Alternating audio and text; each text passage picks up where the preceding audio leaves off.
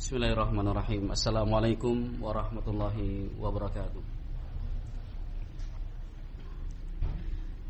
Innal hamdalillah nahmaduhu wa nasta'inuhu wa nastaghfiruh wa na'udzu billahi min shururi anfusina wa min sayyiati a'malina. Man yahdihillahu fala mudhillalah wa man yudlil fala hadiyalah. Asyhadu an la ilaha illallah wahdahu la syarikalah wa asyhadu anna Muhammadan abduhu wa rasuluhu la nabiyya ba'dah. Yaqulullahu azza wa jalla fil Qur'anil Karim, ya ayyuhalladzina amanu taqullaha haqqa tuqatih wa la tamutunna illa wa antum muslimun. Wa yaqulu subhanahu, ya ayyuhalladzina amanu taqullaha wa qulu qawlan sadida yuslih lakum a'malakum wa yaghfir lakum dzunubakum wa man yuti'illaha wa rasulahu faqad faza fawzan 'azima. Fa inna asdaqal hadits kitabullah wa khairal huda huda nabiyyina Muhammadin sallallahu alaihi wasallam wa syarrul umur muhdatsatuha fa inna kulla muhdatsatin bid'ah wa kulla bid'atin dhalalah wa kulla dhalalatin finnar. Ma'asyiral muslimin wal muslimat rahimakumullah.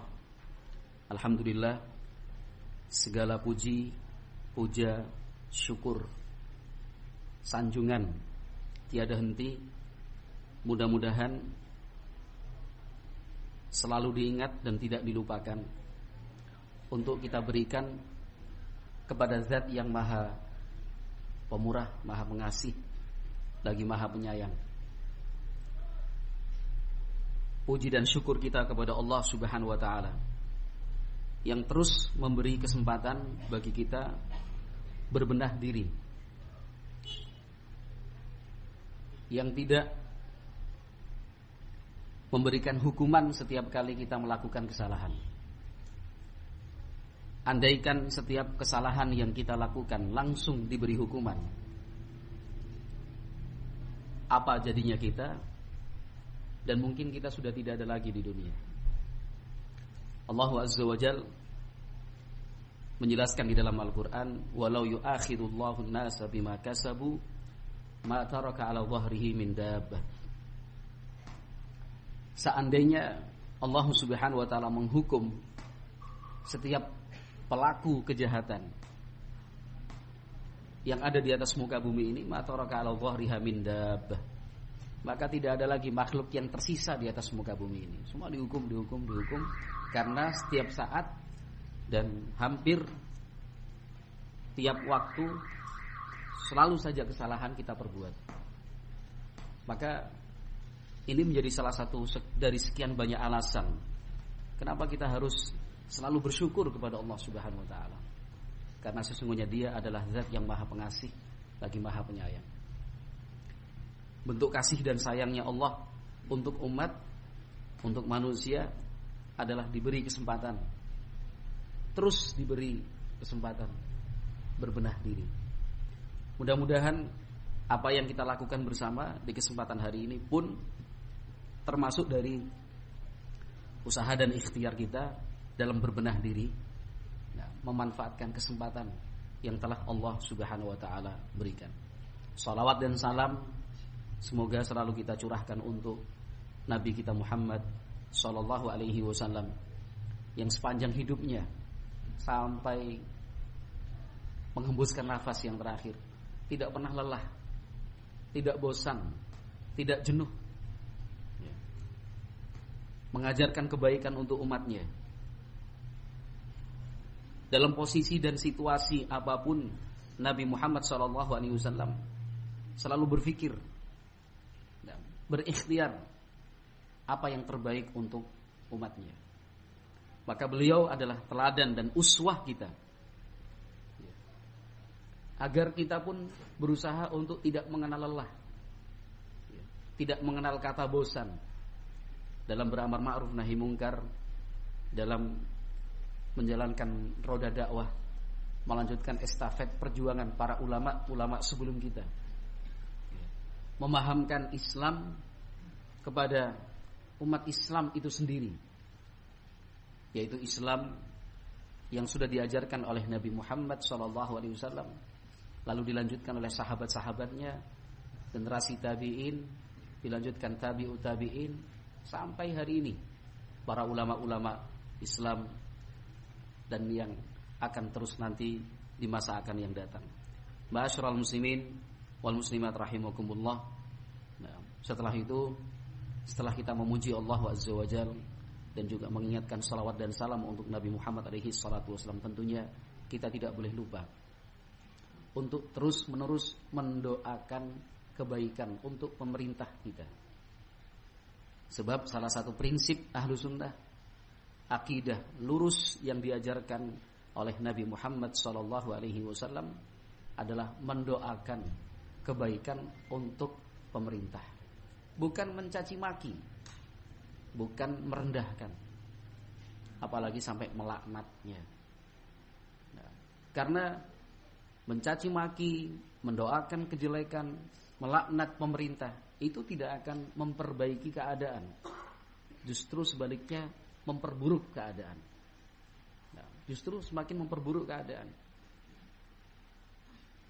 Kalau doa-doa itu terwujud, apabila laknat-laknat itu terjadi sebagaimana yang diucapkan, bukankah yang didoakan akan semakin bertambah buruk? Tetapi ketika kita bersama-sama melaksanakan perintah dari Nabi Muhammad SAW dan meneladani praktek para sahabat-sahabat Nabi radhiyallahu anhum ajmain, dan juga melaksanakan nasihat-nasihat ulama untuk mendoakan kebaikan buat pemerintahnya, maka yang ada adalah semakin bertambahnya kebaikan. Doa-doa kebaikan untuk pemerintah itu jika dikabulkan, dan besar sekali kemungkinan untuk dikabulkan Allah Azza wa Jalla, bukankah itu akan memperbaiki keadaan? Allah kabulkan. Maka ingat dan terus disadari bahwa salah satu tugas dan kewajiban seorang rakyat, warga negara yang baik adalah mendoakan kebaikan untuk pemerintahnya. Dari yang paling tinggi presiden sampai perwakilan presiden yang paling dekat dengan kita, kepala desa, mungkin ada di bawahnya, itu semua kita doakan kebaikan. Bukan hanya di depan umum, di hadapan publik, tetapi doa-doa kebaikan itu marilah kita panjatkan di waktu-waktu sepi, dalam kesendirian kita dengan Allah Subhanahu wa taala, dalam sujud kita di sepertiga malam yang terakhir antara azan dan iqamah. Nah, jangan malah terbawa provokasi media, ya kan?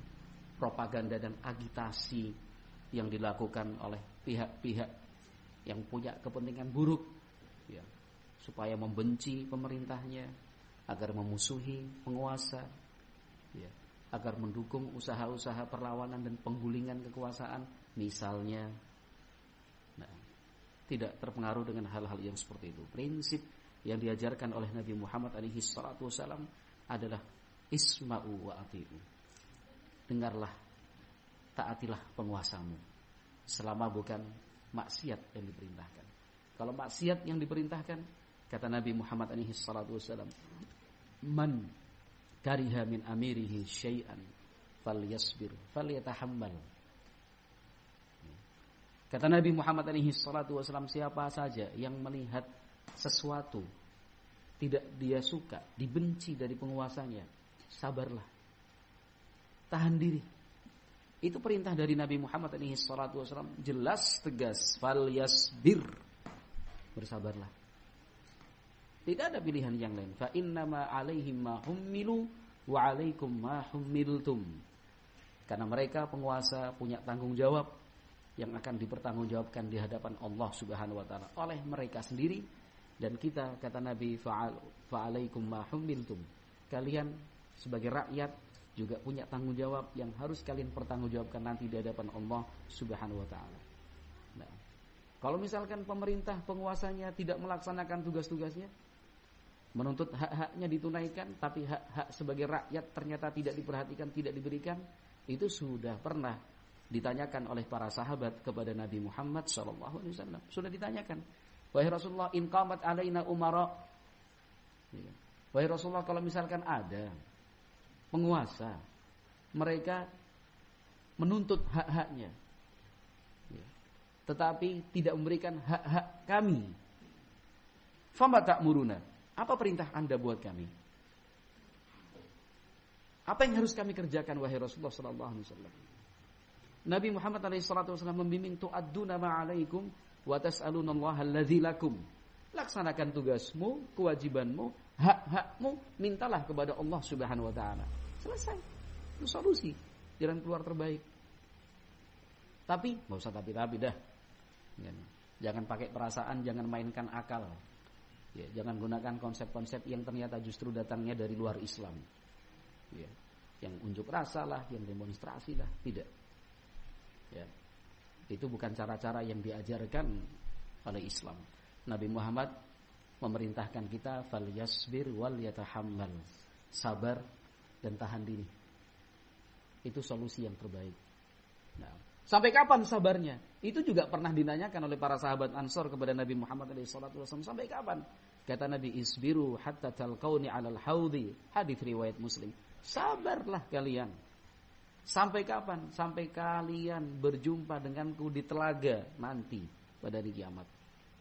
Kesabarannya sampai di sana. Bukan cuma kesabaran kita sudah habis, tidak ada kata lain kecuali lawan, misalkan. Oh tidak. Sabar itu diperintahkan Nabi SAW sampai berjumpa dengan beliau di telaga. Di telaga. Maka pada ucapan yang ketiga ini, setelah kita memuji Allah dan mengucapkan salawat dan salam untuk Nabi Muhammad SAW, saya mengajak untuk sama-sama kita mendoakan kebaikan bagi pemerintah yang ada di sini, ya. Mulai dari unsur muspika, musyawarah pimpinan kecamatan, dari kecamatan Pagaden, ya. Bapak Camat, kemudian Bapak Kapolsek Pagaden, Bapak dan Ramil Pagaden, ya. Mudah-mudahan Allah Subhanahu wa taala senantiasa memberikan taufik, hidayah untuk seluruh unsur muspika Kecamatan Pagaden dalam melaksanakan tanggung jawab dan amanahnya sebagai pemimpin. Mudah-mudahan Allah Subhanahu wa taala mengabulkannya. Demikian juga tidak lupa, mari sama-sama juga kita mendoakan, ya, unsur pimpinan desa Gunung Sembung, terkhusus adalah Bapak Kepala Desa Gunung Sembung. Demikian juga seluruh perangkatnya yang tidak bisa disebutkan satu persatu. Nah, terkhusus juga adalah untuk unsur Karang Taruna Desa Gunung Sembung. Mudah-mudahan Allah Subhanahu wa taala melimpahkan berkah dan rahmatnya untuk masyarakat di Desa Gunung Sembung ini, ya kan? Memberikan berkahnya dari langit maupun dari bumi dengan kita beriman dan bertakwa kepada Allah Subhanahu wa taala. Semoga Allah Subhanahu wa taala juga mengabulkannya. Ma'asyiral muslimin wal muslimat yang berbahagia rahimakumullah. Ada seorang ulama bernama Malik bin Dinar rahimahullah. Malik bin Dinar rahimahullah. Beliau menyimpulkan dengan singkat demikian.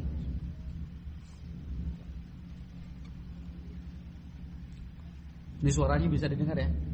Atau kurang keras? Hah? Kurang keras. Karena kita di pinggir jalan nih. Cukup? Bukan seperti komandan ya? Bukan Abu Ibrahim ya? Baik. Al-Imam Malik bin Dinar rahimahullah, beliau pernah mengatakan, kharaja ahlud dunya minad dunya walam yadhuku atyaba syai'in fiha. Ini seorang ulama besar ini menyimpulkan buat kita. Gak usah capek-capek kita mencari, tidak usah lelah-lelah kita menyimpulkan sendiri. Kata Imam Malik bin Dinar rahimahullah, orang-orang yang sehari-harinya itu bergelimang dalam kenikmatan dunia, segala sesuatu serba ada, banyak hal dia punya tidak dimiliki oleh selain mereka. Ahlud dunia, harta punya, bahkan dia sendiri pun lupa berapa besar dan berapa banyak harta yang dia punya. Ada yang seperti itu sampai lupa di mana hartanya? Ada enggak? Ada. Kan itu. Ada, saya pernah bertemu dengan orang-orang yang seperti ini. Sampai lupa dia. Oh iya ya, saya punya rumah di sana. Iya. Yang mengingatkan justru karyawannya. Yang mengingatkan justru karyawannya. Gak usah capek-capek beli, Pak. Loh kenapa? Kan Bapak punya rumah di perumahan sana. Masa sih? Iya. Oh iya ya. Kalau kita mah pengen punya rumah dari dulu gak punya-punya, ya kan? Kan gitu. Kalau yang saya ceritakan tadi sampai lupa punya rumah di sebuah tempat. Ya kan gitu. Nemu duit di laci. Duit dari mana ini? Padahal laci dia sendiri. Ruangan itu ruangan pribadinya. Nah, mungkin di rumah dia sendiri. Gak mungkin lah punya tetangga dititipin di situ. Ya kan? Jelas punya dia. Alhamdulillah dapat duit. Lupa. Tanya saldo rekening berapa sekarang? Berapa ya? Kan gitu. Kalau saldonya tinggal 80.000 kita mesti ngerti. Kan gitu. Bayar pakai apa? Bayarnya berapa? 100.000. Ambil di ATM, wah, sisa 80 ya nggak cukup lah. Tapi kalau udah saldonya banyak, kita bingung. Sisa berapa ya? Seperti itu. Harta sudah tak terbilang lah jumlahnya. Saking banyaknya. Rumah tinggal juga demikian, perkakas perabot yang dia punya. Ya. Bahkan mungkin sepanjang hidupnya cuma sekali dia pakai. Ya kan? Ada suatu acara dia beli perkakas perabot banyak-banyak, ya kan? Selesai dipakai, masukkan di lemari, kunci sampai mati, baru sekali dia pakai. Jadi warisan lah buat anak cucunya, ya kan? Buat ahli warisnya. Ya. Rumah juga seperti itu. Bahkan bisa dikatakan dia bangun rumah itu bukan untuk dirinya sendiri. Dia bangun rumah itu untuk pembantunya, karena ada di puncak sana di villa. Kan itu datang ke sana seminggu sekali. Itu pun dalam sebulan cuma sekali, ya kan? Jadi yang menikmati rumah itu siapa? Ya pembantunya, sekeluarga lagi. Pembantunya yang senang, ya kan? Gak ikut bayar listrik, gak ikut bayar air, malah digaji, ya kan, sebulan sekali. Insyaallah nikmat, pokoknya seakan-akan punya dia sendiri. Gitu. Saking banyaknya rumah dia punya. Jabatan juga seperti itu, naik terus, karirnya moncer. Kata orang, bapak bintangnya meroket, iya kan? The rising star, wah, iya kan? Soalnya bintang yang bercahaya. Gitu. Kenapa? Karirnya gini, tanpa ada hambatan, mengalahkan liting-litingnya, iya kan? Bahkan dia yang paling muda nomor 1 duluan yang mencapai bintang misalkan. Semua dia punya, istri ada. Ya, dengan segala kelebihan dibandingkan yang lain, punya anak-anak, punya teman dan segala macam gitu. Nah, tapi ternyata dalam hidupnya bisa dikatakan kurang dekat dengan agama. Ya, kurang dekat dengan agama. Mohon maaf, baca Al-Quran saja tidak mampu. Ya, untuk memimpin sholat berjamaah menjadi imam tidak bisa, ya, tidak bisa, bingung. Tapi karena udah terlanjur didorong, ya udah mau nggak mau maju. Karena saya pernah menyaksikan seperti itu, anak-anak muda, taruna-taruna cepak-cepak begitu, ya kan, cepak-cepak begitu. Saya naik kapal Pelni entah berapa tahun yang lalu, sudah cukup lama lah, ya kan? Kapal Pelni berlayar dari Surabaya ke arah Sulawesi. Selesai sholat kita masih duduk di situ, udah anak-anak taruna masuk semua. Ada 3 baris tuh, dorong-dorongan yang jadi imam siapa? Sholat zuhur, dorong-dorongan ini, kamu. Ini ada satu yang kedorong duluan. Udah keluar barisan nih, maju jadi imam dia. Allah, masih banyak nih jamaah yang lain kan nyingkir di pinggir. Karena kalau di kapal Pelni pelayaran, musola itu juga tempat favorit untuk istirahat, ya kan, tenang, ya kan. Ada AC-nya. Gitu, udah, yang lainnya minggir, bapak-bapak yang tua-tua terutama, karena yang muda jarang, ya kan. Tua-tua minggir semua, saya juga ada di sana, tapi bukan karena saya orang tua loh ya, ikut minggir di sana. Ya kan? Yang taruna-taruna maju, yang sempat kedorong maju akhirnya nolak gini. Nah, ya sudah maju dia. Allahu Akbar. Sholat apa nih? Zuhur. Allahu Akbar. Baru sebentar ternyata dia menjaharkan Al-Fatihahnya. Alhamdulillahirabbil alamin. Satu kapal tuh ribut. Weh itu. Bubar. Semuanya langsung keluar, gak jadi ngelanjutin sholat. Terlanjur malu. Masya Allah. Udah ini loh, cepat-cepat gagah-gagah itu. Ya percuma mas, sampean gagah, ganteng, rupawan, punya duit banyak, sholat aja kagak bisa. Apa yang mau dibanggakan? Titel, sarjana. Apa yang mau dibanggakan? Pangkat. Loh, jadi gini. Gak kuat dia kalau suaranya lebih keras jadi. Apa yang mau dibanggakan? Pangkat, jabatan, kedudukan. Mimpin sholat aja gak bisa. Berharap mimpin sekian banyak orang. Kan? Bubar itu, saking malunya bubar itu. Subhanallah. Yang salah siapa ini? Yang salah siapa ini? Kita nggak usah cari yang salah lah. Ya. Kita di situ cuma belajar dari kesalahan aja. Yang jelas di situ ada sebuah kesalahan. Yang semuanya salah nih ceritanya nih. Termasuk saya juga mungkin. Artinya sebenarnya itu kan sesuatu yang sehari-hari kita lakukan, ya kan? Salat zuhur, salat asar. Ya kan? Ketika suatu saat mungkin lupa, grogi, iya kan? Grogi. Nervous. Akhirnya dia jaharkan. Sebenarnya tidak membatalkan salat. Kadang-kadang salat zuhur dan salat asar Nabi Muhammad menjaharkan. Enggak usah perlu dibatalkan, apalagi kemudian langsung keluar dari mushola, enggak tahu salat apa enggak. Kan? Jadi yang hadir waktu itu tua yang ikut, kamu itu bisa sholat apa tidak? Kan orang timur ya kan. Kamu bisa sholat atau tidak? Kalian ini ribut semuanya. Apa itu? Ulang. Udah.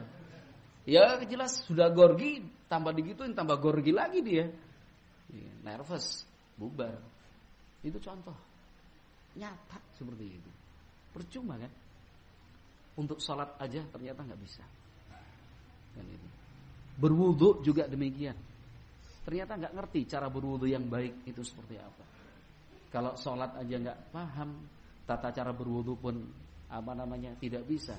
Ini konteks yang saya sampaikan bukan konteks menghina, bukan merendahkan, tapi ayo kita belajar dari pengalaman, ya kan?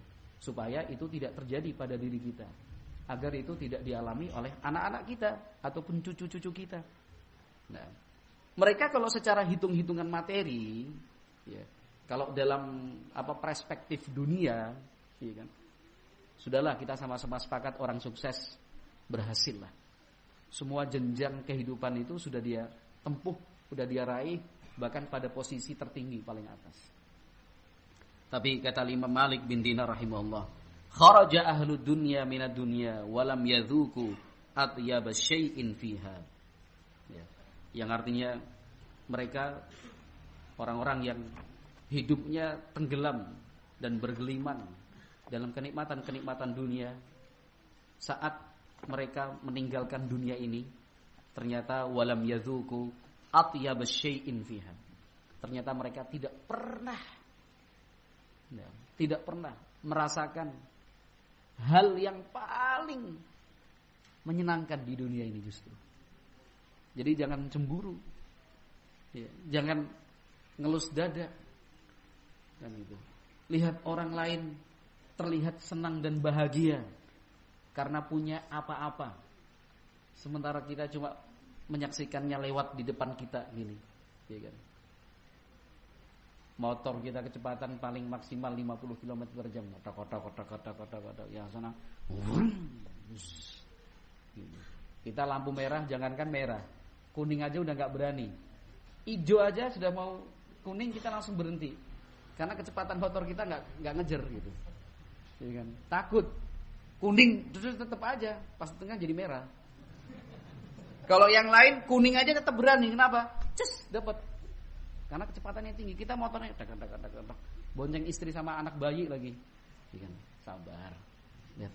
Nggak usah diomongin, enak sekali ya kalau punya motor seperti itu. Nggak enak, mahal, biaya perawatan tinggi, ya kan? Kalau ngebengkelin harus ke bengkel khusus, nggak setiap bengkel bisa.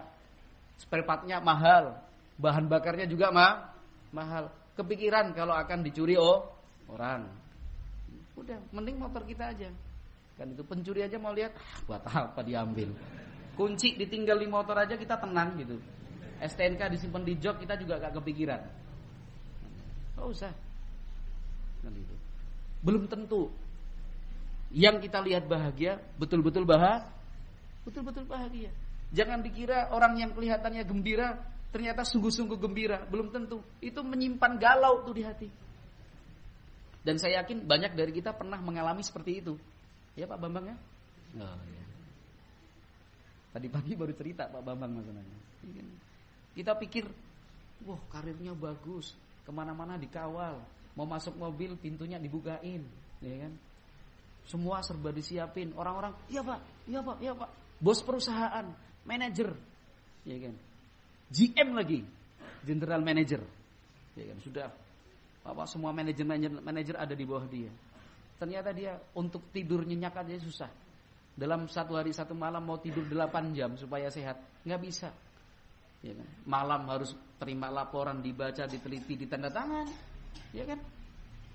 Belum sempat tidur harus menandatangani rencana yang sudah diajukan oleh anak buahnya untuk besok, per hari lagi, dituntut dari atasannya lagi. Belum lagi kalau anak buah dan karyawannya menuntut hak-haknya yang katanya belum ditunaikan dengan sempurna. Pusing Pak, gaji emang tinggi, tapi ternyata gaji itu tak senilai dengan mumetnya, dengan pusingnya, ya kan? Masya Allah. Kata Imam Malik bin Dinar rahimahullah, walam yadhuku atyaba syai'in fiha. Mereka seperti itu ternyata banyak tidak pernah merasakan hal yang paling menyenangkan dan paling membahagiakan di dunia. Qalu wa ma huwa? Murid-muridnya bertanya, loh, apa yang paling menyenangkan di dunia itu? Kata Imam Malik bin Dinar rahimahullah, ma'rifatullah, mengenal Allah Subhanahu wa taala. Iya kan? Mengenal Allah Subhanahu wa taala. Kalau disuruh cerita tentang otomotif, udah. Mau yang motor, yang mobil, merek-merek, sejarah otomotif dunia, iya kan? Kemudian ini model terbaru, speknya rinci bisa dia ceritakan. Karena dia memang hobinya otomotif. Yang senang naik gunung dia bisa cerita. Ini 2.500 mdtl, yang sana 3.200. Di sini tuh ada puncaknya ada 6, ya kan? Yang paling tertinggi itu Hargo Wilis. Di sana ada pasar ini dan segala macam. Itu jalan setapaknya. Kalau naik ke sana jangan bulan-bulan ini, nanti bulan-bulan itu. Lengkap dia cerita. Ya kan? Di sana enggak ada Edelweissnya. Edelweissnya itu cuma di ketinggian sekian, di bawahnya enggak ada, di atasnya juga enggak ada. Gitu. Udah, pokoknya di dinding kamarnya itu cuma ada tanda tangan sama tanggal kenangan, ya kan? Ini tanggal ini tahun ini Sumbing, ini Sindoro, ini Merapi, yang sana Merbabu, yang situ Lawu, yang sini Gunung Andong, ya kan? Yang sana lagi Gunung Selamat, udah pernah sampai Rinjani sampai Kerinci. Waduh, kan itu. Yang belum cuma satu, ya kan? Puncak Jayawijaya. Ya. Biayanya mahal. Ya. Udah, kalau suruh cerita seperti itu luar biasa. Hebat lah. Ya kan? Hebat sekali. Itu yang urusan-urusan mohon maaf dunia. Tapi kalau jadi semuanya dikenal itu sama dia, ya, sampai serinci-rincinya, sedetail-detailnya bisa cerita gitu. Bisa cerita. Yang senang berburu juga gitu, ikut tim grup pemburu. Yang tukang mancing juga sama gitu juga. Ya kan? Kalau bulan-bulan ini yang keluar ikan ini, jangan mancing di sana. Udah kena polusi itu ikannya. Ya kan? Untuk ikan jenis ini pakannya A. Untuk jenis ikan seperti itu pakannya B. Jam 1 sampai jam 3 malam, setengah 3 malam. Apalagi sidat, nggak mungkin ada di Subang sidat itu. Ada nggak? Abu Yazid, serius nih, mancing kita. Hebatlah kalau bercerita tentang dunia mancing itu, macam-macam. Tapi ketika ditanya, kamu kenal Allah nggak? Allah. Suruh cerita tentang Allah Subhanahu wa taala, macet dia. Macet. Coba kamu tulis apa yang engkau ketahui tentang Allah Subhanahu wa taala. 20 halaman aja. Bisa enggak? Kita loh, bukan mereka. Kalau kita aja enggak bisa, apalagi mereka maksud saya. Bisa enggak kira-kira yang hadir sekarang ini menulis sebuah makalah judulnya tentang Allah, sesembahan kita. Judulnya gitu aja lah, mengenal Allah, sesembahan kita. 20 halaman folio aja dah, nggak usah yang besar-besar, folio aja 20 halaman. Ya, fontnya font 11 lah, jangan gede-gede gini. Itu mah TK.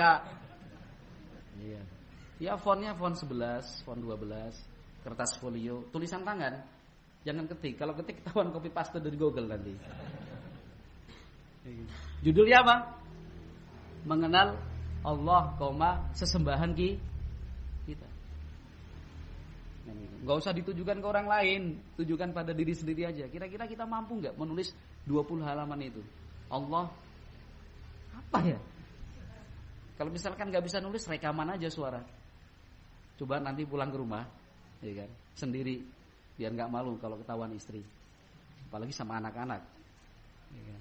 Sendiri, sepi, ambil HP, daripada nonton berita, ngikuti unjuk rasa dan demonstrasi, ya kan? Malah terbawa kita, oh gini ternyata ya, malah terpancing juga. Jangan. Daripada seperti itu, pegang HP, bismillah, saya mau nyoba diri saya sendiri nih, menakar keimanan saya. Saya ingin mengetahui kadar keilmuan saya. Bukan untuk menyombongkan diri, tapi setelah menemukan, oh ternyata kadar keilmuan saya begini. Ternyata mohon maaf masih kurang. Jadi harus semangat ngajinya, lebih rajin thalabul ilminya. Bismillah, cetek. Allah adalah zat apa ya? Bingung dah. Pause saja biar nggak ketahuan kalau nggak bisa, ya kan? Pause saja. Lanjut. Allah macet lagi. Harusnya kita tuh bisa, ya kan? Itu kajian paling dasar, bahkan materi untuk pemula. Kita semua yang ngaji ahli sunnah, yang mempelajari manhaj salaf, itu kan sebenarnya materi dasar itu. Materi dasar di mana-mana itu namanya al-usulul tsalatsa. Iya kan? Betul enggak? Jangan-jangan ada yang belum belajar usulul tsalatsa ini. Ma'rifatullah wa ma'rifatu nabiyhi wa ma'rifatu dinil Islam bil adillah. Jadi ilmu agama itu terangkum dalam 3 hal ini. Yang lainnya pasti ada di bawah satu dari 3 unsur ini. Yang pertama ma'rifatullah, bagaimana kita bisa mengenal Allah Subhanahu wa taala.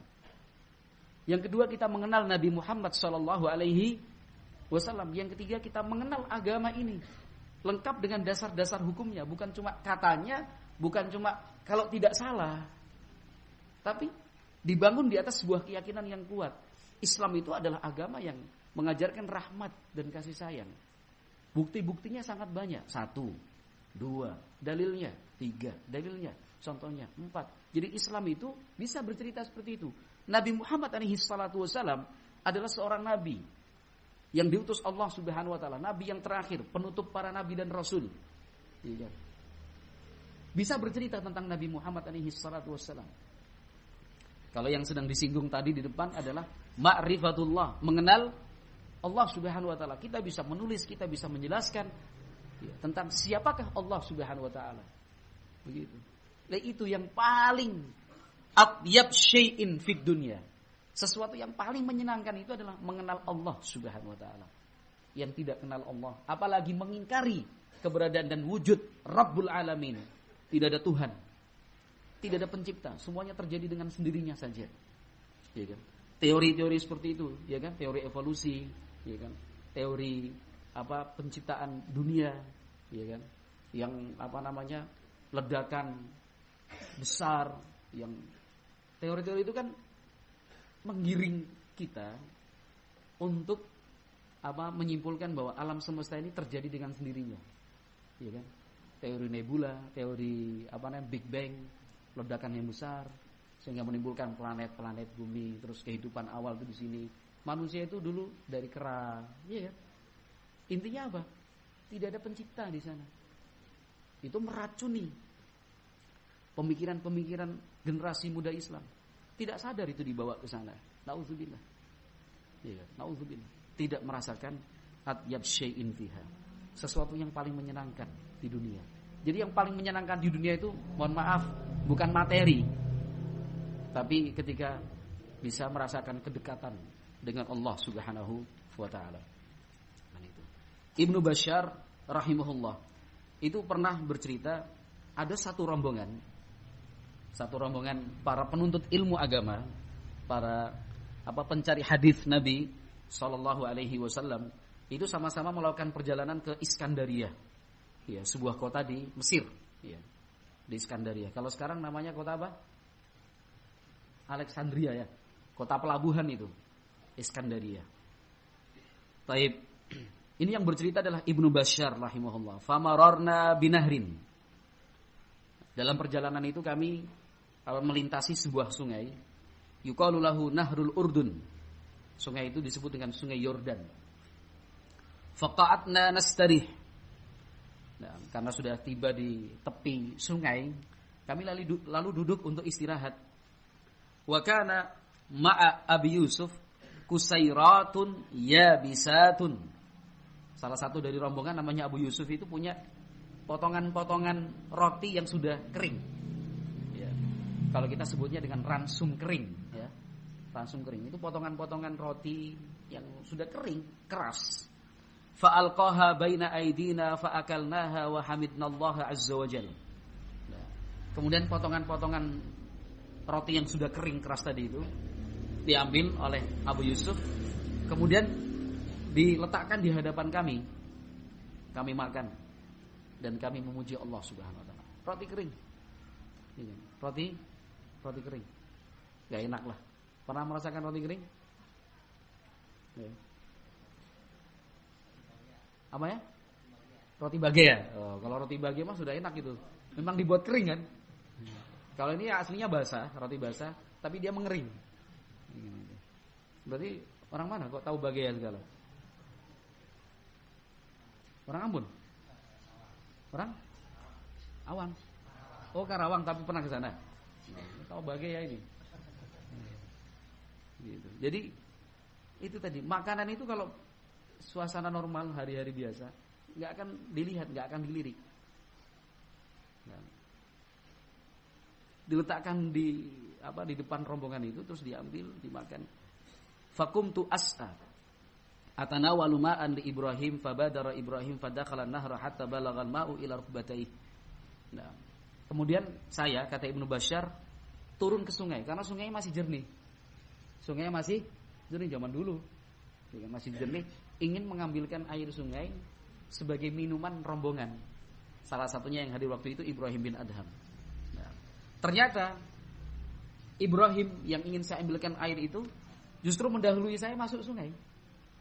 Sampai masuk sungai hatta balagal ma'u ila rukbatai, sampai di air itu ketinggiannya di lutut, ya. Faqala bikaffaihi fil ma'i famala'ahuma thumma qala bismillah. Ternyata beliau enggak mau diambilkan. Justru beliau menciduk air menggunakan kedua telapak tangannya terus diminum. Bismillah. Air sungai. Bukan sungai Citarum loh ya. Atau sungai di sekitar kita yang dekat pabrik-pabrik itu enggak, ini sungai masih bersih. Ya, masih bersih. Minum. Tsumma qala alhamdulillah. Setelah minum kata Ibrahim bin Adham, alhamdulillah. Tsumma innahu kharaja minan nahri famadda rijlaihi. Ya. Setelah itu beliau naik kembali ke daratan, duduk, famad dari jelai, kemudian membentangkan kedua kakinya, beginikan, duduk santai. Tsumma qala ya Abu Yusuf, wahai Abu Yusuf, kepada salah satu rombongan, lau alimal muluku wa abnaul muluki ma nahnu fihi minan naimi was surur, lajaladuna alaihi bisuyufi ayyamal hayati. Kata Ibrahim bin Adham rahimahullah, wahai Abu Yusuf, seandainya para raja, para pangeran, anak-anak raja, mereka mengerti betapa senang dan nikmatnya hidup kita seperti ini, tentram sekali. Lajaladuna alaihi bisuyufi ayyamal hayati. Pasti mereka akan berusaha merebutnya dari kita meskipun dengan pedang. Tapi kan nggak bisa direbut sesuatu seperti itu. Jangan dikira orang sudah sampai posisi raja, seorang pangeran, ya kan? Hidupnya tenang, hidupnya tenang. Seorang raja, seorang pangeran, atau yang punya jabatan kedudukan, hidupnya itu tidak pernah tenang. Hidupnya tidak ada yang tenang. Dan itu. Buktinya pengawalan berlapis. Yang selalu jadi pikiran itu apa? Adanya intrik dan konflik di sana. Ya kan? Itu saja sudah membuat Gitu, dapat informasi itu pihak sana nggak senang, yang sana kelompok itu nggak setuju. Ini saudaranya sendiri, justru yang tidak sejalan. Adik kandungnya malah terang-terangan melawan. Nggak tenang hidupnya. Tapi coba kehidupan para ulama, masya Allah, apa yang ditakuti tak ada, apa yang dicemaskan tidak ada. Hidupnya betul-betul tenang. La jaladuna alaihi bisuyufi ayyamal hayati. Mungkin dalam seumur hidup mereka, selagi mereka masih hidup, pasti ingin merebutnya dari kita. Inginnya bertukar tempat dengan kita. Kok kita malah ingin bertukar tempat dengan mereka? Kan lucu akhirnya. Ya kan? Udah tenang kita, sudah senang kita. Sudah senang dan tenang kita dengan rutin mengkaji Al-Qur'an, dengan rajin membahas hadis-hadis Nabi Muhammad sallallahu alaihi wasallam. Faqultu ya Aba Ishaq, talabal qaumur rahata wan na'ima fa akhta'u at-tariqal mustaqim. Terus saya juga komentar, kata Ibnu Bashar, wahai Abu Ishaq, orang-orang itu kan sebenarnya mencari kesenangan dan kenikmatan, tapi ternyata salah jalan ya. Fatabassama, beliau tersenyum lalu mengatakan, min aina laka hadzal kalam? Bisa-bisanya kamu nyusun kata-kata indah seperti itu. Dan inginnya hidup senang, inginnya hidup tenang, tetapi salah jalan. Contoh yang paling mudah dan ringan untuk dicerna adalah orang-orang yang kemudian menjadi pengguna narkoba. Ya enggak? Pengguna narkoba. Apa sih tujuannya mereka yang menggunakan narkoba itu? Dari sekian banyak tujuan, yang paling tertinggi, persentase terbesar, alasan yang digunakan kenapa menggunakan narkoba itu apa? Supaya mengurangi apa? Mengurangi apa? Spletteran. Kayak radio aja spletteran. Oh, stres. Ya, mengurangi stres biar nggak depresi, iya kan? Untuk mengurangi tekanan. Itu tujuannya. Maksudnya apa? Ingin tenang pikirannya. Itu aja sih. Orang menggunakan narkoba. Iya. Ternyata saya sudah konfirmasi ke salah satu kanit narkoba di Polres Kulon Progo, itu tempat kami. Saya konfirmasi. Artinya saya tanyakan, benar gak? Beliau katakan, betul Ustaz. Saya konfirmasi tentang para pengguna narkoba. Ya, para pengguna narkoba itu kalau di prosentase justru didominasi oleh masyarakat menengah ke atas, bukan menengah ke bawah. Sederhananya kalau menengah ke bawah nggak mungkin dia punya duit untuk beli narkoba, iya kan? Paling-paling lem, iya kan? Atau misalkan obat batuk, saya tidak menyebut merek tertentu, ya kan? Atau misalkan obat-obat yang beredar di apotek-apotek itu dengan dengan dosis yang ditinggikan, dengan plastik sasetan yang lebih banyak, mungkin 9 bungkus, 10 bungkus, dia sudah bisa merasakan seperti itu, ya kan? Itu paling yang menengah ke bawah. Tapi kalau menengah ke atas, mereka mainnya narkoba begini. Artinya apa? Harta benda, jabatan dan status menengah ke atas itu bukan jaminan tenang hidupnya. Itu contoh mudah untuk kita cermati. Jadi itu fakta. Justru yang menggunakan narkoba itu orang-orang kaya. Yang menggunakan narkoba itu mereka-mereka yang sudah punya popularitas, punya follower, gitu kan? Punya fans, punya pengikut, punya massa, gitu kan? Punya status di masyarakat yang tinggi. Mereka lah rata-rata pengguna narkoba karena punya duit, gitu kan?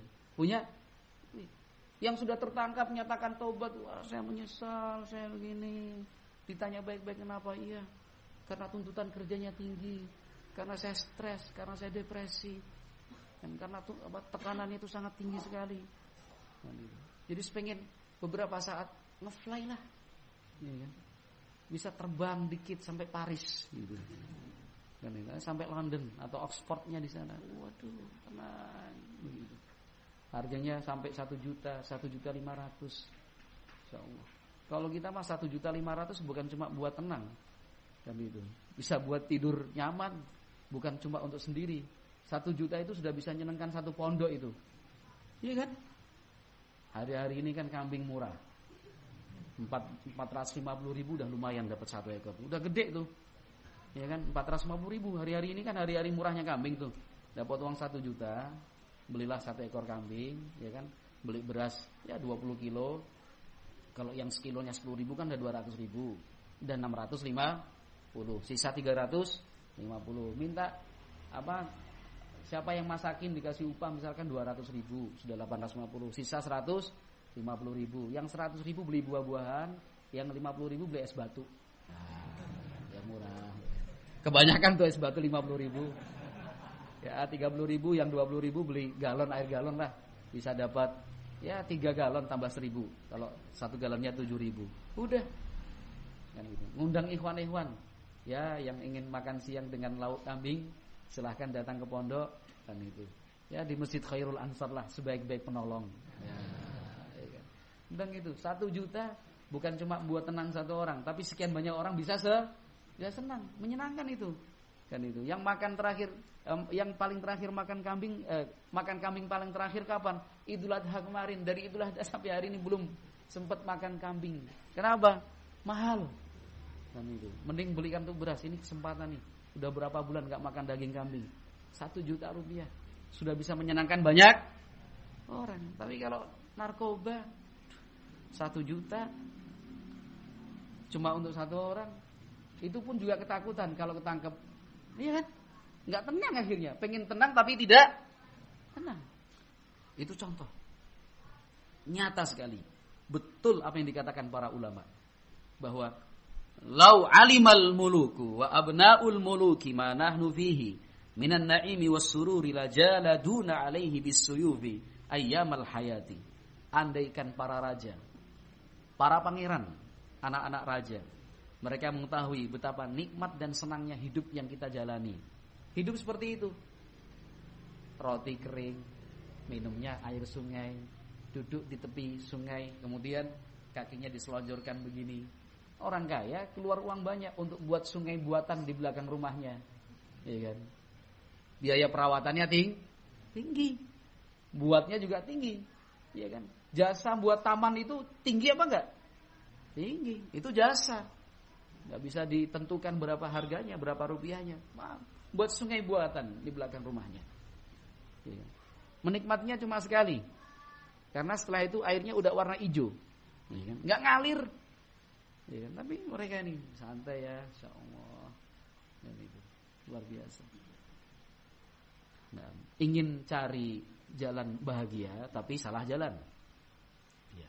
Ingin menemukan jalan kesenangan tetapi keliru arah. Dan, alhamdulillah. Sekali lagi konteksnya kita bukan untuk menghina. Kita bukan untuk merendahkan. Bukan dalam rangka sombong atau angkuh maupun arogan, bukan. Tapi supaya kita bisa bisa menilai dan menyimpulkan bahwa kehidupan yang menyenangkan itu seperti apa sih? Yang membahagiakan itu bagaimana? Thayyib.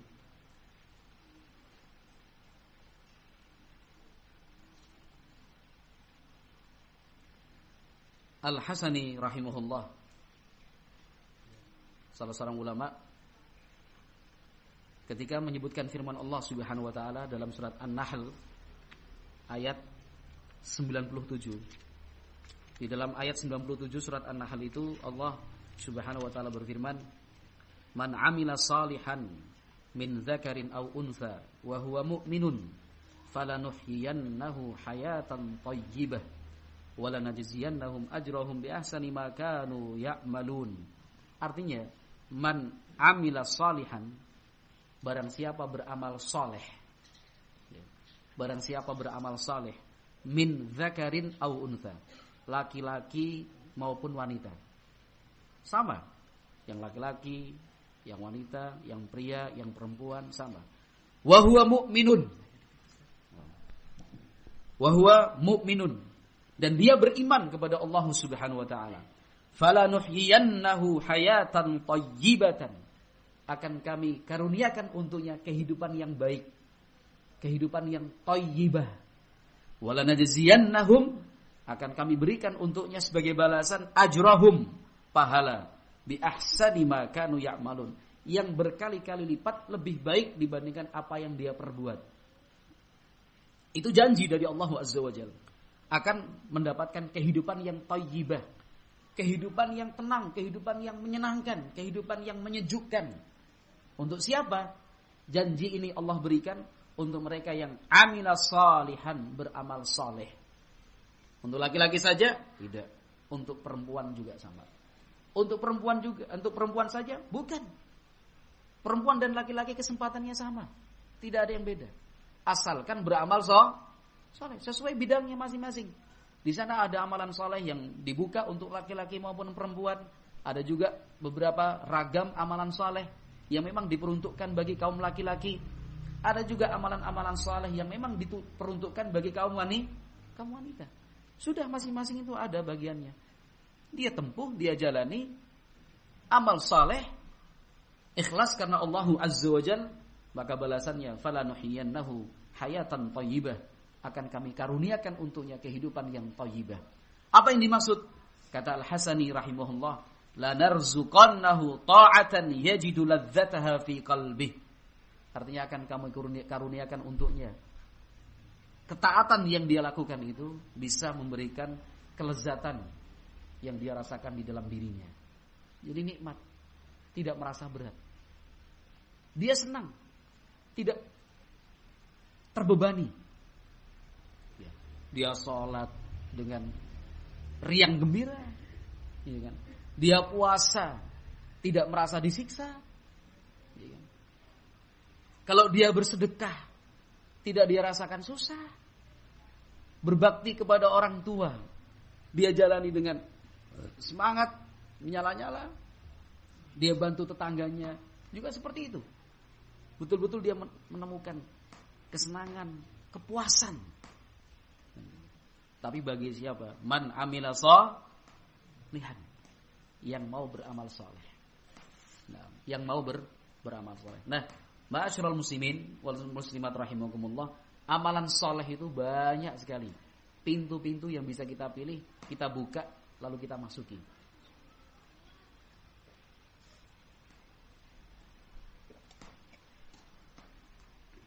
Yang namanya amalan saleh itu, semua orang punya kesempatan yang sama. Bukan hanya untuk si kaya, orang yang tak punya pun bisa. Bukan hanya untuk mereka yang bangsawan, bukan, tapi rakyat jelata pun ada. Bukan hanya untuk mereka yang punya pangkat, jabatan dan kedudukan. Orang biasa yang mungkin bahkan dalam status dan pandangan manusia itu direndahkan, tak dianggap, itu juga punya kesempatan yang sama untuk meraih hayatan thayyibah, kehidupan yang baik dengan cara beramal saleh. Nah, ada sebuah hadis Rasulullah SAW yang bisa kita cermati, ya kan? Tadi sampai jam berapa ya? 11.25. Oh ya, masih 25 menit lagi. Baik. Jadi ada sebuah hadis yang diriwayatkan Al-Imam Muslim rahimahullahu taala dari sahabat Jarir Ibn Abdullah radhiyallahu anhu. Nah, kata sahabat Jarir Ibn Abdullah radhiyallahu anhu, kunna fi sadrin nahari inda Rasulillah sallallahu alaihi wasallam. Sahabat Jarir bercerita, kami pernah di pertengahan siang itu duduk bersama dengan Nabi Muhammad sallallahu alaihi wasallam. Kurang lebih waktunya seperti sekarang ini, menjelang sholat zuhur. Menjelang sholat zuhur, Nabi Muhammad sallallahu alaihi wasallam duduk dengan para sahabat-sahabatnya, ngasok lah. Ya, istirahat siang. Kan itu. Kalau orang Jawa bilangnya rolasan. Iya enggak? Rolasan. Artinya orang kalau kerja itu istirahat sih siang, rolasan sik lah. Istirahat santai begitu. Dan memang Rasulullah sallallahu alaihi wasallam itu senang kalau berkumpul bersama-sama dengan sahabat-sahabatnya. Daripada sepi menyendiri di dalam kamar enggak menyelesaikan masalah. Kalau punya masalah itu jangan ngunci diri dalam kamar, cari inspirasi di tempat yang gelap, enggak dapat inspirasinya. Ya kan gitu. Mau diskusi dengan siapa? Diskusi dengan kegelapan. Ya kan? Berbicara dengan kesunyian. Dia saja disebut dengan sunyi, mau berbicara apa dengan kita? Ya kan? Kalau punya masalah, kalau punya problem, cari kumpulan orang-orang soleh. Datangi, mereka-mereka yang baik itu. Di situ kita akan dapat inspirasi. Kita punya teladan. Masya Allah ya. Kalau kita punya pertanyaan, terjawab di sana. Kalau kita tidak ngerti solusinya, barangkali kita temukan ilmu di situ. Jangan malah masuk kamar, kunci rumah, lampu dimatiin, tidur.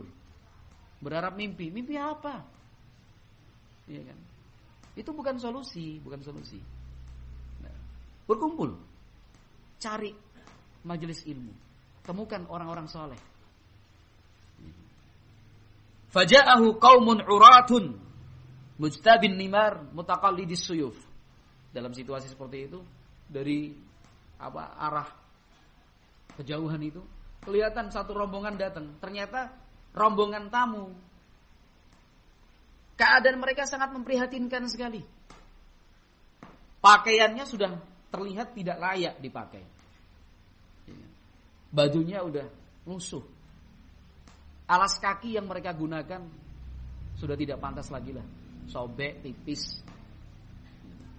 Yang mereka bawa cuma pedang. Karena itu memang kelengkapan pribadi di zaman itu. Kemana-mana ya bawa pedang lah, biasa. Dan bukan kemudian hawanya berarti hawa perang. Enggak, kayak seorang petani bawa arit lah, enggak mungkin. Mau kemana tuh bawa arit? Ya petani kok bawa arit ya biasa yo. Iya kan? Ya enggak? Biasa. Seperti itu juga mereka bawa pedang biasalah. Ternyata itu rombongan tamu. Amatuhum min mudhar bal kulluhum min mudhar.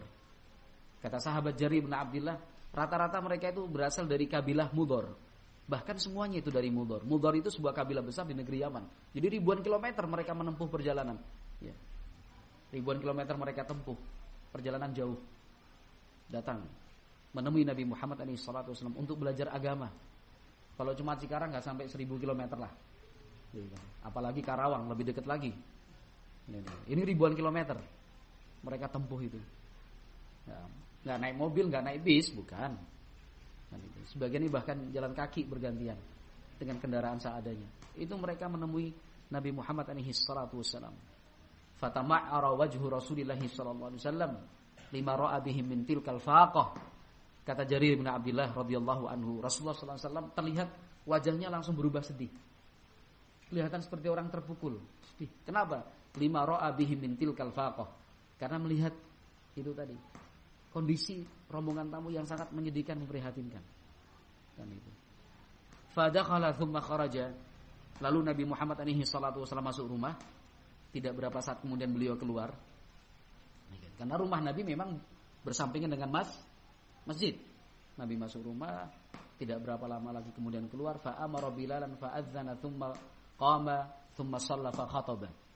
Setelah keluar dari rumah, Rasulullah perintahkan sahabat Bilal untuk mengumandangkan azan. Karena tadi waktunya sudah menjelang sholat zuhur. Begitu ya. Berarti sahabat Bilal diperintahkan azan untuk azan sholat apa? Sholat zuhur. Setelah azan, kaum muslimin berkumpul, sahabat-sahabat datang. Nabi perintahkan qomat. Setelah qomat beliau pimpin sholat berjamaah. Selesai sholat berjamaah beliau khutbah. Ceramah. Sallallahu alaihi wasallam. Dan itu memang sunnah yang diajarkan Nabi Muhammad SAW. Kalau ada sesuatu yang ingin disampaikan, kumpulkan mereka yang punya kepentingan. Jadi kalau misalkan kita ada kegiatan rapat, pertemuan, musyawarah, hadiri, datangi. Jangan kemudian saya sibuk, saya capek. Atau misalkan bos, pokoknya apapun hasil keputusan rapat saya ikut. Loh. Bukan ikut hasil keputusannya, ikut rapat. Ikutilah pertemuan itu. Ikutilah pertemuan itu. Walaupun orang bilang formalitas seremonial aja, paling mendengarkan laporan dari sekretaris bendahara masing-masing seksi, lalu ketua menyimpulkan, lalu disepakati kapan lagi rapat, di tempat siapa rapatnya. Dan itu perintah agama. Bermusyawarah. Ya, bertukar pendapat, saling menguatkan saran dan masukan. Musyawarah. Secara khusus, saya ingin menyampaikan satu hal terkait dengan pendidikan anak kita. Kalau ada undangan dari pihak penyelenggara pendidikan untuk pertemuan orang tua maupun wali, ya kan? Secara persentase menyedihkan tingkat kehadiran orang tua dan wali itu. Sangat menyedihkan sekali. Persentasenya rendah. Persentasenya rendah. Hampir sulit ditemukan suatu pertemuan orang tua wali 100% hadir. Itu kayaknya nggak pernah dengar saya itu kejadian seperti itu. Selalu saja ada 1, 2, 3, 4 tidak hadir. Nah, padahal ada sesuatu yang ingin disampaikan terkait dengan program perkembangan pendidikan anak, sehingga menyatukan visi dan pandangan antara penyelenggara pendidikan dengan orang tua maupun wali dari anak tersebut.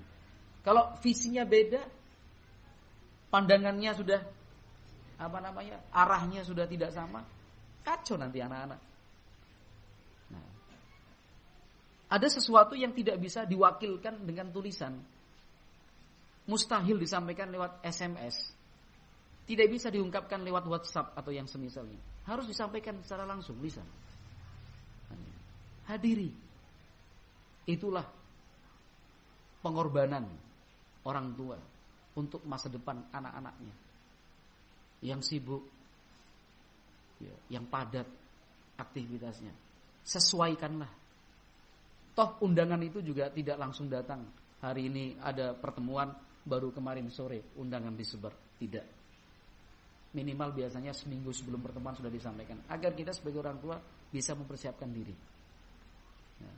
demi masa depan anak-anak kita, untuk kebaikan mereka. Kita harus berani berkorban. Aduh, ini sedang kerja, cobalah minta izin kepada atasan, pimpinan, ya. Atau anggap saja saya dalam bulan ini belum ambil cuti. Nanya, cuti itu apa? Untuk menghadiri pertemuan orang tua santri. Masya Allah. Jadi cutinya itu bukan karena Idul Fitri, cutinya karena pengen liburan, enggak. Untuk menghadiri pertemuan orang tua, alah, paling kayak gitu-gitu aja, enggak. Sadarkah Anda sebagai orang tua bahwa hadir tidaknya Anda dalam pertemuan orang tua maupun wali santri itu juga memberikan pengaruh pada semangat dan psikis anak-anak kita dalam belajar.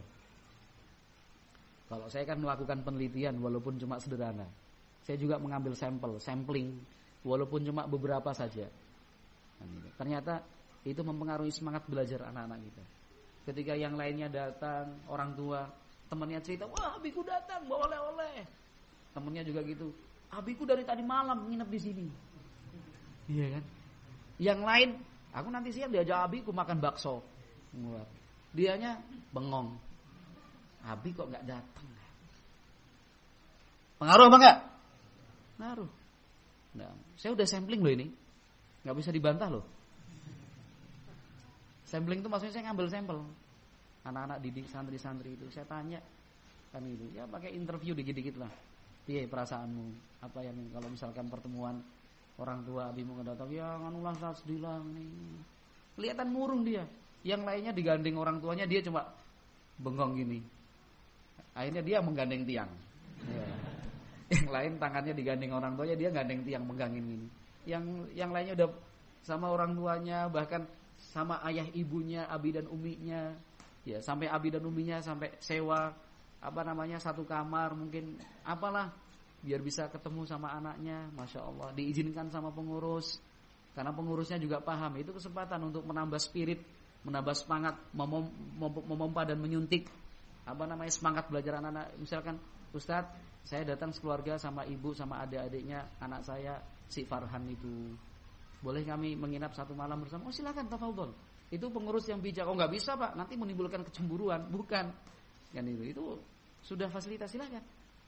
Nah, justru sebaliknya kita sampaikan kepada orang tua yang lain. Nih contoh nih, orang tua teladan nih, kan gitu. Ada beberapa anak yang memberikan pengakuan dan penuturan seperti itu. Semangatnya terpengaruh itu. Tadi secara sederhana saya gambarkan.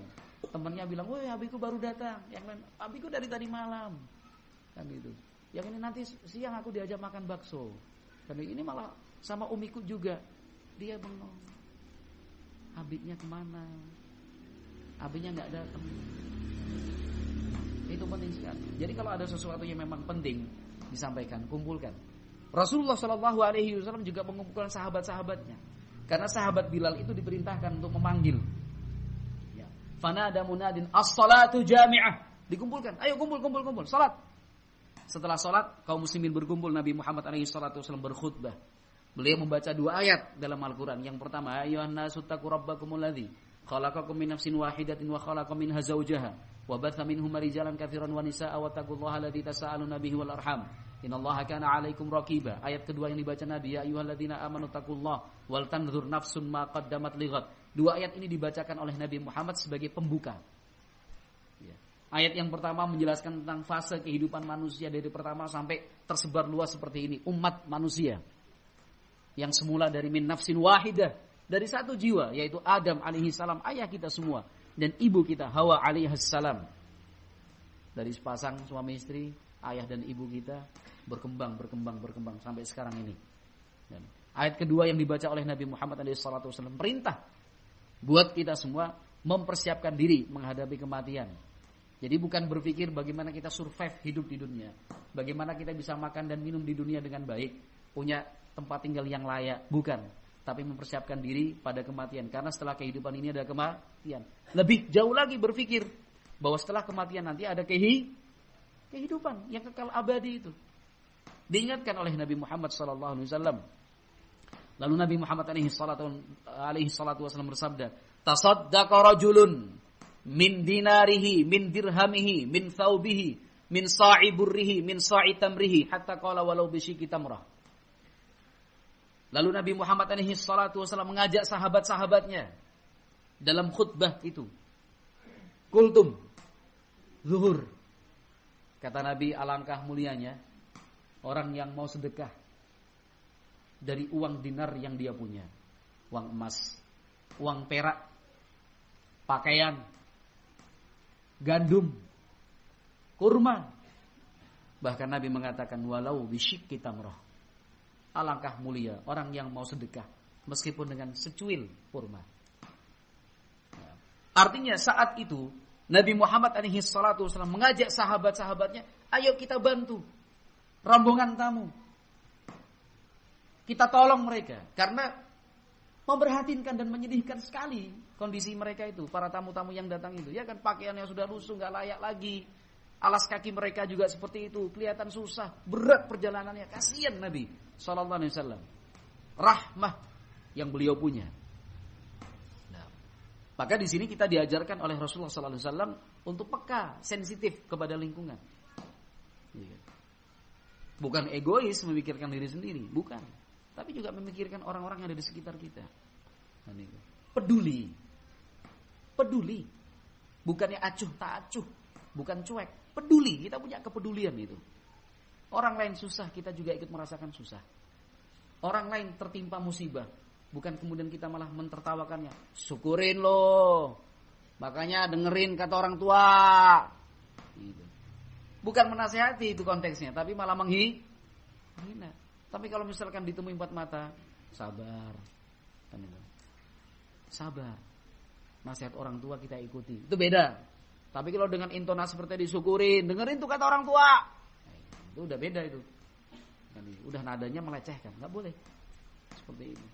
Pekalah, peduli dengan orang-orang yang ada di sekitar kita. Melihat orang yang susah, kita juga sedih. Iya. Rasulullah SAW mengajarkan seperti itu, mengajak sahabat-sahabatnya, ayo kita bagaimana sedekah, ya kita iuran urunan lah kalau bahasa kita ya, kita bantu mereka rombongan tamu ini. Faja'a rajulun minal ansar bisurratin kadat kafuhu ta'jizu anha bal qad ajazat. Setelah Nabi Muhammad SAW menyampaikan ajakan tadi, himbauan untuk bersama-sama membantu rombongan tamu yang susah itu, ada seorang sahabat Ansor pulang kemudian datang kembali ke majelis itu di masjid sambil membawa 1 kantong bahan makanan. Dia enggak kuat saking beratnya. Nah, tsumma tataba'an nas. Kemudian yang lain pun akhirnya terpanggil, yang lain kemudian tersemangati pulang ambil apa yang ada di rumah.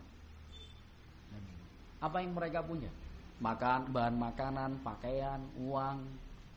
Yang itu semuanya nanti akan diberikan kepada para rombongan tamu tadi. Kata sahabat Jarir Ibn Abdullah, fara'aitu qaumaini azimaini min ta'amin wa thiyabin. Sampai saya menyaksikan itu tumpukan bahan makanan dan tumpukan pakaian, ya, itu seperti dua bukit, saking banyaknya maksudnya. Banyak sekali orang berlomba-lomba. Wa ra'aitu wajha Rasulillah sallallahu alaihi wasallam yatahallalu ka'annahu mudhhibah. Saya perhatikan wajah Rasulullah yang tadi sebelum zuhur itu terlihat sedih, ya kan? Setelah terkumpul sekian banyak bantuan itu, Nabi Muhammad kelihatan sekali wajahnya yatahallalu, bersinar-sinar, berseri-seri, senang sekali. Orang senang kan wajahnya kelihatan. Seperti orang yang sedih juga wajahnya kelihatan, ya kan? Ada yang sedih enggak ini? Kita lihat nih. Enggak lah, senang semua hari ini karena bertemu dengan saudara seiman, ya kan? Saudara semanhaj. Wajah Rasulullah berbinar-binar, berseri-seri.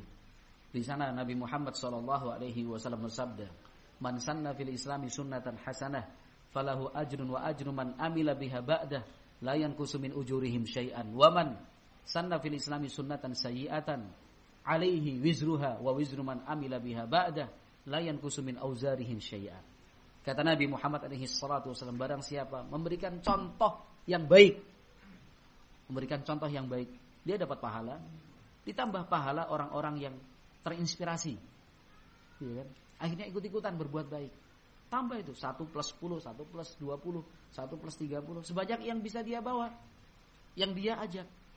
Itu tanpa mengurangi pahala orang-orang yang mengikutinya, walaupun sedikit. Sebaliknya barang siapa memberikan contoh yang buruk, selain dia dapat dosa karena perbuatan buruk yang dia lakukan, ditambah pula dosa orang-orang yang mengikutinya, ditanggung dosa mereka oleh dia. Bertumpuk-tumpuk itu. Karena dialah yang mengawali, dia yang memberikan contoh. La yanqusu min auzarihim syai'a, tidak mengurangi sedikit pun dosa orang-orang yang mengikutinya. Nah, di sini, ma'asyiral muslimin wal muslimat rahimakumullah, Nabi Muhammad sallallahu alaihi wasallam mengajarkan untuk kita berlomba-lomba dalam kebaikan. Memberikan contoh yang baik. Jangan justru sebaliknya. Memberikan contoh yang buruk, ya kan? Anak-anak dikumpulin, udah ngerti belum cara buat rokok lingwe, linting dewe. Lingwe kan linting dewe kan. Sini kumpul-kumpul. Anak-anak SD nih dikumpulin semua. Ini namanya tembakau, cium. Tembakau. Ini namanya cengkeh. Cengkeh. Terus apa lagi? Cengkeh, tembakau. Enggak apa-apa, enggak ngetes kok. Apa lagi? Papir itu yang putih-putih itu. Nah, kapur. Papir. Oh, kertas rokok. Paper enggak, yang putih-putih itu. Campurannya ada itu. Hah? Menyan ya? Yang orang-orang Jawa mesti tahu kayak gitu ya kan, orang-orang tua-tua gitu. Jadi malah diajarin tuh anak-anak, yang namanya mbako itu kualitasnya macam-macam, Dek. Ya, gitu kan. Ini mbako yang kualitas jelek, ini kualitas bagus. Cara meramunya seperti ini, cara melipatnya biar enak kayak gini. Ngajarin yang jelek. Jadi malah ngumpulin anak-anak yang masih SD, diajarin rokok, diajarin minuman keras, ya kan? Diajari judi. Nah, dosanya itu banyak sekali. Kan itu. Jadi banyak-banyak bertaubat nih yang dulu masa lalunya ngajak-ngajak orang untuk berbuat jelek itu. Kan? Mumpung ada kesempatan, mudah-mudahan Allah ampuni dosa-dosa kita. Itu aja ya kan? Yang ngajak-ngajak, yang ngajar-ngajar keburukan.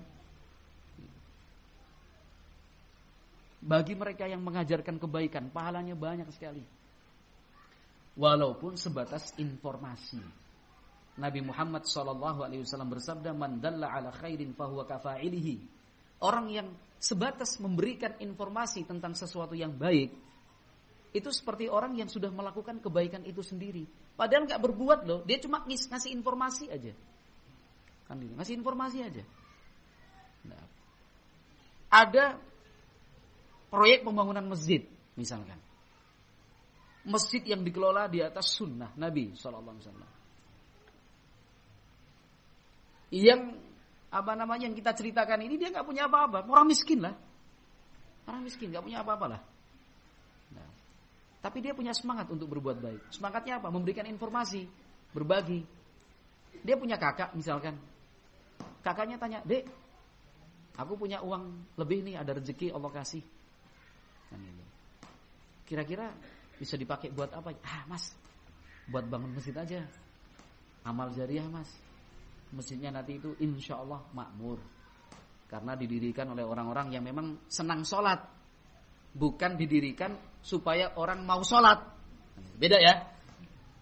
Jadi masjid yang akan dibangun ini memang akan digunakan oleh orang-orang yang memang senang sholat. Mereka perlu masjid yang lebih luas. Orang-orang sudah senang sholat.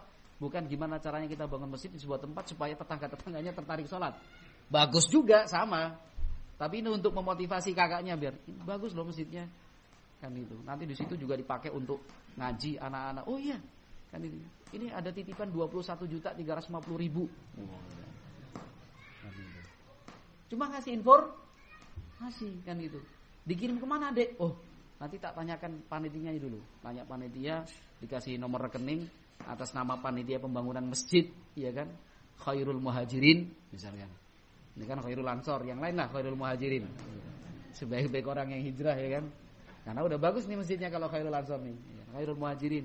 Kirim segala macam nih, ada tanda terimanya biar kita dipercaya. Masya Allah.